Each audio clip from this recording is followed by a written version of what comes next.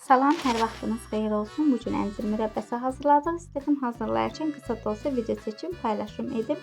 İlk öncə əncirlərin üzərinə su gəzdirib, sonra başladım qabığını soymağa. Yumşaq olanların bütövlüklə alt hissəsini, yəni qabığını bütövlüklə soymuram, alt hissəsində biraz qabığını saxlayıram. Amma bərk incirləri bütöv qabığını soyuram.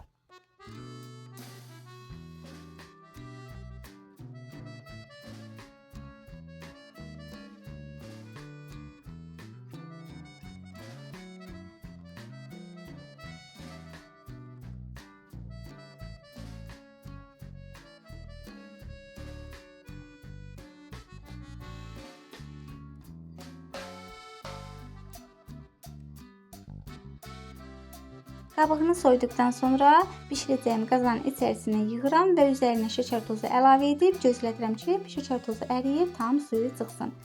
Tam suyu çıxıb, yəni şəkəri əridikdən sonra qoyuram qazın üzərinə gür xodda bişməyə. Onu da qeyd edim ki, təmiz qabığını soyduqdan sonra əncirin çəkisi 2 kiloqram oldu. 2 kiloqram əncirin üzərinə isə 1 kiloqram yarım şəkər tozu əlavə etdim.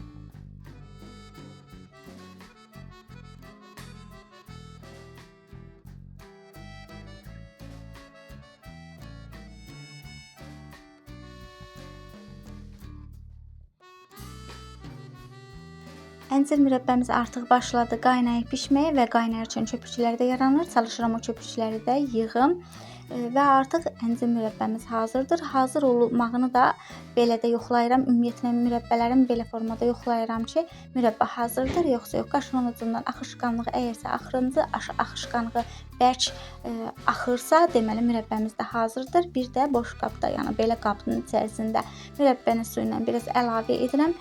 Bərki və yaxud da parıltısını yoxlayıram. Çox qəşəng də alınmışdı. Buradan da görünür necə gözəl parıltısı və qatılığı.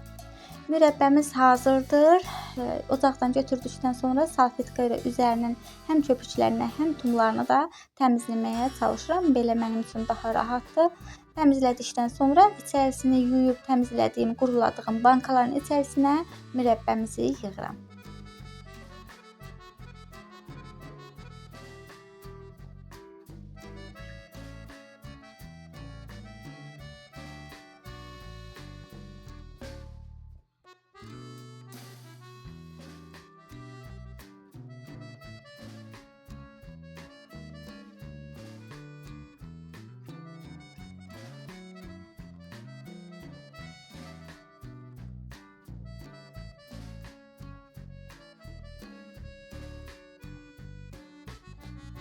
Və sonda da mürəbbəmizin gözəlliyini, bir də işıltısını, parıltısını, dadını, ləzzətini təşkil edib videonu sonlandırdım. Hazırlayan hər kəs şirin ağız ilə, can sağlığı ilə yesin inşallah. Bu günlük bu qədər. Videonu izlədinizsə izləyib, bəyəndinizsə bəyəni işarəsi qoyub abunə olmağı unutmayın. Sağ olun, sağlıqla qalın. Gələn videolarda görüşmək üzrə.